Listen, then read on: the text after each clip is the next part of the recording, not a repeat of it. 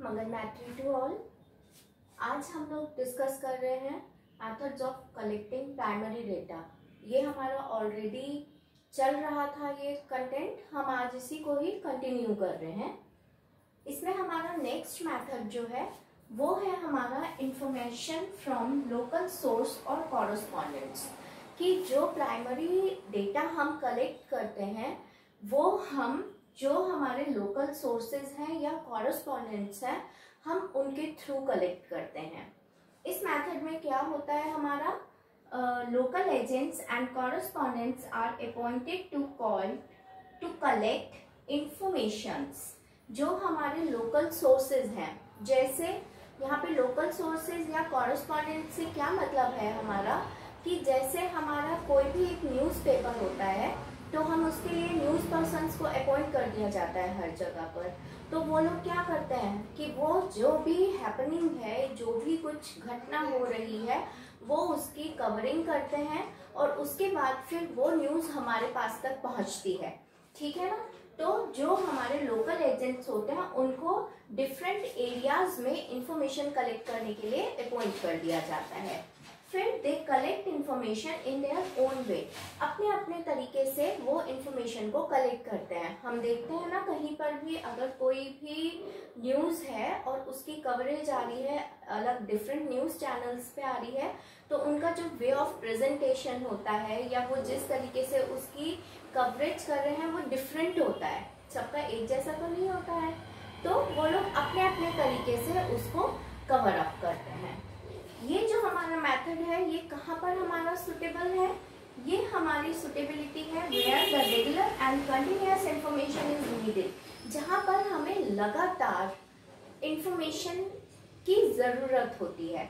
जैसे अगेन हम लोग देखते हैं कि टीवी पे हमारे जो न्यूज़ चैनल्स होते हैं वो हमारे कंटिन्यूअसली हमें अपडेट्स देते रहते हैं। वहाँ पे जो न्यूज़ होती हैं वो कंटिन्यूअसली चलती रहती हैं। ठीक है ना। तो ये उसका एक एग्जाम्पल हो जाएगा।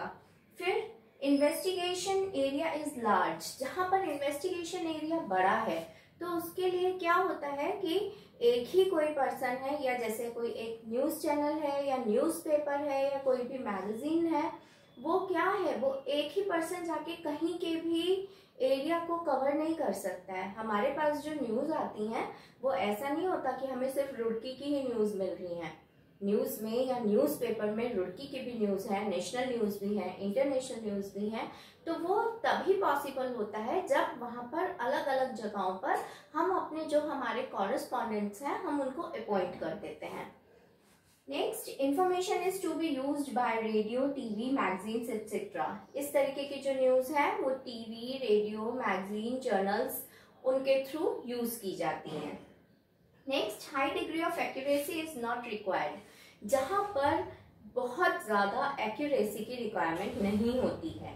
हम लोग देखते हैं ना कि जो भी न्यूज़ आ रही है या डिफरेंट न्यूज़पेपर्स में अगर कोई न्यूज़ आ रही है तो उनमें कहीं कहीं पर वेरिएशन भी होता है।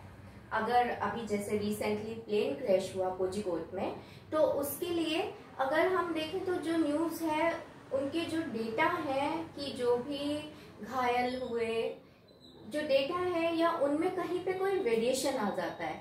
तो जहाँ पर बिल्कुल हमें एकदम एक्यूरेट न्यूज़ नहीं चाहिए वहाँ पे हम इस मेथड को ऑप्ट कर सकते हैं। उसके बाद इसकी मेरिट्स क्या है कि ये इसमें क्या अच्छी बातें हैं अगर हम इस मेथड को यूज़ करते हैं। तो इकोनॉमिकल है। इकोनॉमिकल का मतलब यहाँ पर टाइम कम लगता है, यहाँ पर पैसा कम लगता है, यहाँ पर एफर्ट्स कम लगते हैं। क्यों? क्योंकि हम खुद जाके न्यूज़ को कवरिंग नहीं कर रहे हैं, हमने अलग अलग जगहों पर अपने कॉरेस्पॉन्डेंट्स को अपॉइंट कर दिया है, तो वो हमें वहाँ पे लोकल न्यूज़ जो है वो हमें प्रोवाइड करवाते हैं। दूसरा, वाइड कवरेज। अगर हमने अलग अलग जगहों पे एक एक बंदे को अपॉइंट कर दिया है तो हम एक बड़े एरिया को कवर कर सकते हैं। फिर डीमेरिट्स क्या है इसकी, लॉस ऑफ ओरिजिनलिटी। वही कि हमें जो न्यूज़ मिलती हैं वो हमारी उनमें ओरिजिनलिटी की कमी होती है, क्योंकि हर एक जो कॉरेस्पॉन्डेंट है वो उसको अपने वे में कलेक्ट कर रहा है। फिर लैक ऑफ यूनिफॉर्मिटी, जो भी हमारे पास न्यूज़ आती हैं डिफरेंट चैनल्स पे, डिफरेंट न्यूज़पेपर्स में, डिफरेंट मैगजीन्स में, वो भी थोड़ी अलग अलग होती हैं। उनमें भी वेरिएशंस होते हैं। उसका रीज़न यही है कि अगर कोई भी अलग अलग पर्सन किसी भी काम को कर रहे हैं तो उनके काम करने का तरीका अलग अलग होता है। तो जो इन्फॉर्मेशन हमारे पास आती है वो भी यूनिफॉर्म नहीं होती है। यूनिफॉर्म का मतलब एक जैसी, तो वो भी एक जैसी नहीं होती हैं। फिर लेस एक्यूरेसी, ये हमारा ऑलमोस्ट मिलता हुआ ही है कि हमारे पास जो न्यूज़ आती है या जो इन्फॉर्मेशन आती है वो हमारी लेस एक्यूरेट होती है क्योंकि वो कलेक्ट होती हैं डिफरेंट पर्सन्स के थ्रू। ठीक है, ये है हमारा इंफॉर्मेशन फ्रॉम लोकल सोर्स और कॉरेस्पॉन्डेंट्स। फिर इसमें नेक्स्ट मेथड है हमारा information through questionnaires and schedules. Questionnaire और शेड्यूल के थ्रू जो इंफॉर्मेशन कलेक्ट की जाती है, तो यहाँ पर हम दो मेथड्स को लेते हैं। ये जो हमारा एक मेथड है इसी में ही हम दो सब मेथड्स को यूज करते हैं। एक होता है हमारा मेलिंग मेथड और एक होता है हमारा इन्यूमरेटर्स मेथड।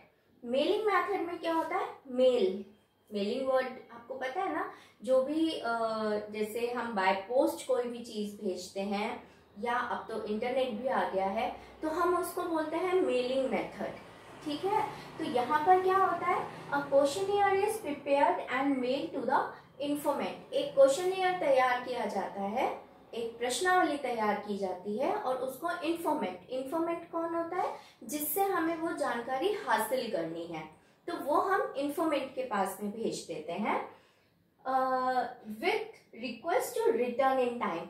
ये रिक्वेस्ट करते हुए उससे कि वो उसको फिल करके हमें टाइमली रिटर्न कर दे, और साथ ही हम उसको ये एश्योरेंस भी देते हैं कि वो जो भी इंफॉर्मेशन हमें दे रहा है वो हम अपने पास सीक्रेट रखेंगे। देखिए इसमें ये भी है कि assurance given information will be keep confidential, कि उनकी जो भी इंफॉर्मेशन हमारे पास आ रही है वो हमारे पास कॉन्फिडेंशियल रहेगी, हम उसको पब्लिक नहीं करेंगे। तो ये क्या होता है, ये होता है हमारा मेलिंग मेथड, कि हमने एक क्वेश्चनियर को प्रिपेयर किया और हमने उसको बाय पोस्ट या मेल के थ्रू हमने उसको इन्फॉर्मेंट को सेंड कर दिया और फिर वो हमें उसको फिल करके वापस भेज देगा टाइम से। इसकी सुटेबिलिटी कहाँ पर है, कि कहाँ पर ये मेथड जो है ये हमारा सुटेबल है यूज होने के लिए। वाइड एरिया, जहाँ पर एरिया बड़ा है, जहाँ पर पर्सनली कांटेक्ट करना जो है वो पॉसिबल नहीं है, तो हम क्या करते हैं कि हम क्वेश्चनियर को भेज देते हैं। अब जैसे आप लोग अब डिफरेंट फॉर्म्स आप लोग फिल करेंगे, तो वो क्या होता है कि हम फॉर्म ले लेते हैं और उसको हम पूरा फिल करके और हम उसको बाय पोस्ट सेंड कर देते हैं, या हम कंप्यूटर पे उसको ओपन करते हैं और हम उसको मेल कर देते हैं। फिर इन्फॉर्मेंट्स आर एजुकेटेड, यहीं पे ही ये तभी यूज हो सकता है जब जो इन्फॉर्मेंट हैं हमारे, जिनसे हमें जानकारी हासिल करनी है, वो हमारे एजुकेटेड हैं, पढ़े लिखे हैं। अगर वो हमारे इलिटरेट हैं तो क्या होगा कि वो उसको समझ नहीं पाएंगे, तो वो उसको फिल कैसे करेंगे। फिर इसकी मेरिट्स क्या है, इकोनॉमिकल है, क्योंकि पर्सनली किसी से भी कोई कांटेक्ट नहीं हमें बनाना है, थ्रू मेलिंग हमारा काम चल रहा है, तो हमारा इसमें पैसा कम लगता है, हमारा इसमें टाइम कम लगता है, हमारे इसमें एफर्ट्स कम लगते हैं। फिर ओरिजिनल, क्योंकि क्वेश्चनियर जो है वो खुद हम ही भर के दे रहे हैं, तो ओरिजिनल इंफॉर्मेशन हमारे पास आती है। वाइड कवरेज, हम एक बड़ा एरिया इसके थ्रू कवर अप कर सकते हैं।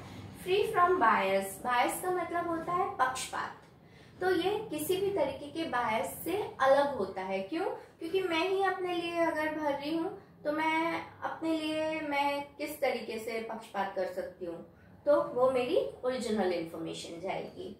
फिर डीमेरिट्स में क्या है, लैक ऑफ इंटरेस्ट, कि मुझे किसी ने कोई भी एक क्वेश्चनियर बना के भेजा, लेकिन मैंने उसको देखा, फिल करना शुरू किया, उसके बाद रिसेंटली मुझे कोई काम आ गया, मैंने कहा चलो बाद में करूँगी इसको, मेरा मन नहीं कर रहा है, अभी मूड नहीं है, कल करेंगे इसको, तो वो क्या होगा, लैक ऑफ इंटरेस्ट, कि ठीक है मन किया तो भर के भेज दिया, मन नहीं हो रहा है हमने तो हमने उसको छोड़ दिया। फिर लैक ऑफ फ्लेक्सिबिलिटी, जो भी क्वेश्चंस हैं, if the number of questions are very much, तो क्या होगा कि मतलब हम उसमें कहीं पे भी हमें ये वाली एक फैसिलिटी नहीं होगी कि हम नंबर ऑफ क्वेश्चंस को कम कर सकें या ज़्यादा कर सकें, ठीक है ना। फ्लेक्सिबिलिटी नहीं है, क्योंकि वो तो हमारे पास एक प्रिंटेड एक हमारे पास क्वेश्चनियर आ रहा है, या ऑलरेडी जो हमारे पास इन्वेस्टिगेटर ने भेजा है हम बाउंड हैं उसी को ही कंप्लीट करके देने के लिए, तो यहाँ पर लैक ऑफ फ्लेक्सिबिलिटी। फिर लिमिटेड यूज इसलिए क्योंकि अगर एजुकेटेड लोग हैं तभी हमारा ये जो मेथड है वहां पर एप्लीकेबल है, अदरवाइज नहीं। और फिर बायस्ड, अब हमने यहाँ पर कहा कि हमारा फ्री फ्रॉम बायस और यहाँ पर हम कह रहे हैं बायस्ड, तो देखिए दोनों ही चीजें हो जाती हैं। एक तो मैं अपनी इंफॉर्मेशन दे रही हूँ तो मैं बायस नहीं हो सकती हूँ, लेकिन क्योंकि मैं अपनी इंफॉर्मेशन दे रही हूँ तो मैं बायस भी हो सकती हूँ। हो सकता है मैं अपने बारे में सब अच्छा लिख के भेज दूँ, हो सकता है जो मेरी एज है मैं उससे अलग एज लिख दूँ, जो मेरी क्वालिफिकेशन है मैं उससे डिफरेंट क्वालिफिकेशन लिख के भेज दूँ, तो आपको तो वही चीज़ें पता होंगी ना जो मैं लिख के भेज रही हूँ। तो यहाँ पर ये दोनों ही जगह पे यूज हो सकता है कि बायस नहीं भी हो सकता है और बायस हो भी सकता है।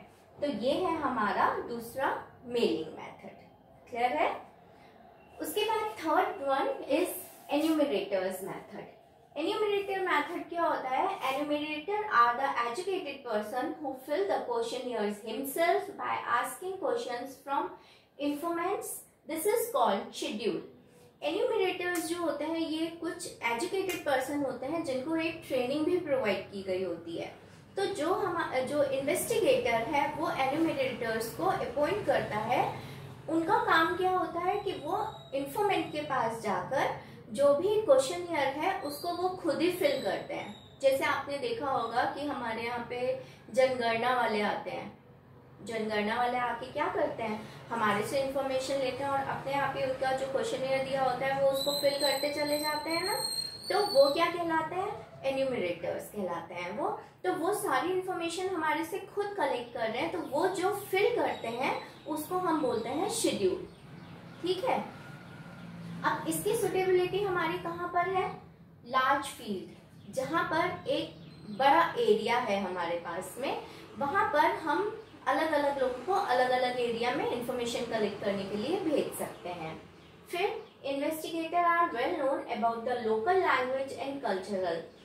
हम इन्वेस्टिगेशन कब कर सकते हैं किसी एरिया में जाके? जब हम वहाँ के कल्चर को जानते हैं, हम वहाँ की लैंग्वेज जो है उन लोगों की हम उसको जानते हैं, तभी तो हम उनके साथ जाके इंटरेक्शन कर पाएंगे। अगर हमें उनकी लैंग्वेज ही नहीं आती है तो हम उनसे जाके कैसे क्वेश्चनिंग करेंगे या हम कैसे उनसे कोई भी इंफॉर्मेशन कलेक्ट करेंगे?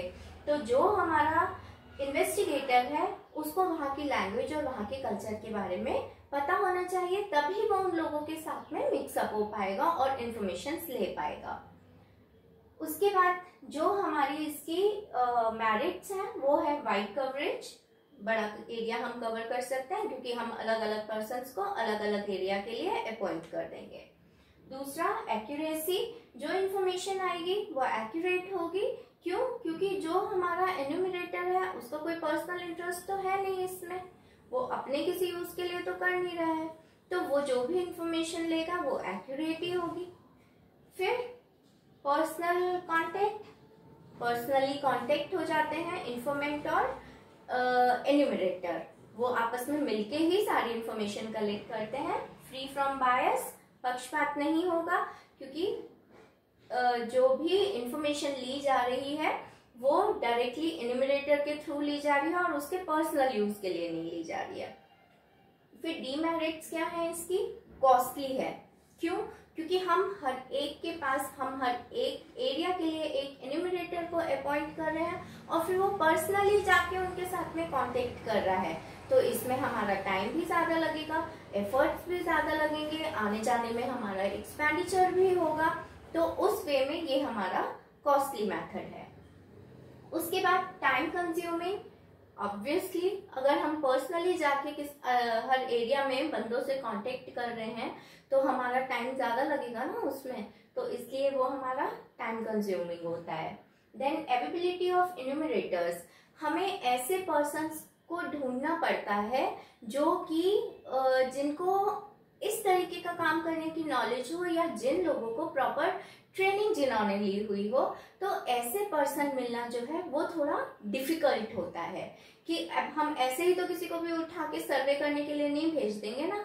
अगर हमारे पास जनगणना वाले आ रहे हैं, या हमारे पास में पोलियो ड्रॉप्स के लिए आ रहे हैं, तो उन लोगों को पहले क्या होता है कि पहले उनको एक ट्रेनिंग प्रोवाइड की जाती है। ऐसे ही उठा के थोड़ा ना हम किसी को भी भेज देंगे कि जाओ भाई तुम काउंट करके लाओ कि किस फैमिली में कितने लोग हैं। पहले ये बताया जाएगा ना कि आपको क्या क्वेश्चनिंग करनी है, आपको किस तरीके से शेड्यूल को फिल करना है, आपको कहाँ जाके कैसे बात करनी है। तो इस तरीके के जो एजुकेटेड पर्सन है उन लोगों को ढूंढने में थोड़ी डिफिकल्टी होती है। तो इस वे में ये जो है ये इसकी डिमेरिट है।